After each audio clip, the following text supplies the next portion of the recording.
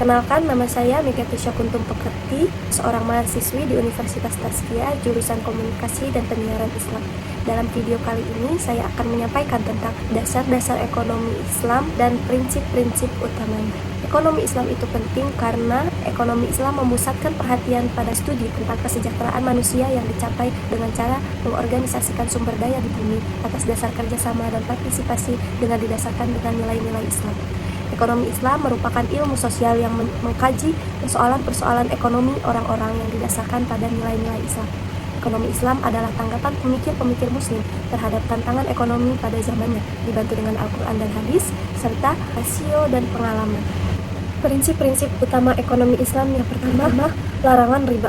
Larangan riba menekankan pentingnya hasil dari aktivitas ekonomi yang halal dan baik serta bermanfaat bagi masyarakat. Riba atau bunga dilarang dalam Islam karena dianggap eksploitasi dan ketidakadilan.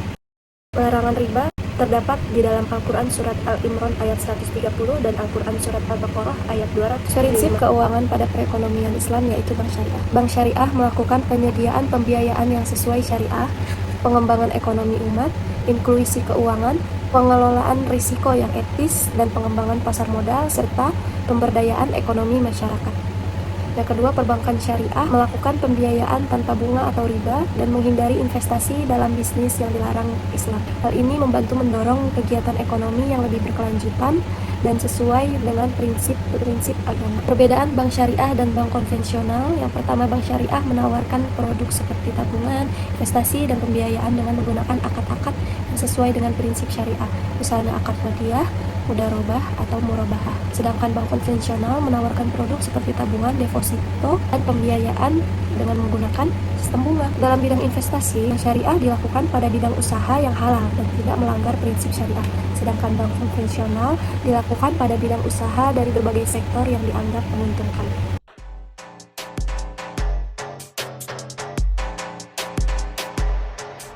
Peran ekonomi Islam dalam masyarakat. Saat ini di Indonesia, kontribusi ekonomi masih bersifat keilmuan ekonomi yang parsial. Lahirnya perbankan syariah di level praktis dan munculnya fakultas-fakultas ekonomi Islam di ranah teoritis di bangku-bangku perkuliahan.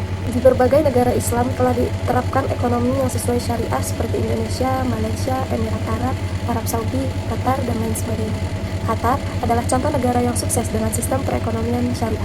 Qatar bahkan sudah melakukan perencanaan visi dalam Rencana Visi Nasional Qatar 2030 atau QNV 2030. Terdapat pilar-pilar dalam implementasi analisa Qatar ini untuk peradaban ekonomi Islam kontemporer. Salah satunya, pilar perkembangan manusia berfokus pada pemberdayaan masyarakat Qatar untuk menopang dan mendukung pertumbuhan negaranya. Untuk mencapai itu, dibutuhkan perbaikan pendidikan hingga tenaga kerja. Yang keduanya, perkembangan sosial menjadi pilar penting untuk kemajuan masyarakat Qatar.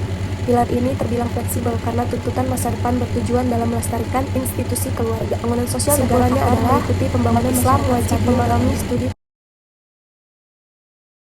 tentang ekonomi Islam. Umat Islam harus mulai belajar untuk menggunakan sistem keuangan yang berdasarkan prinsip ekonomi Islam. Untuk saat ini di Indonesia, kontribusi ekonomi Islam masih bersifat keilmuan.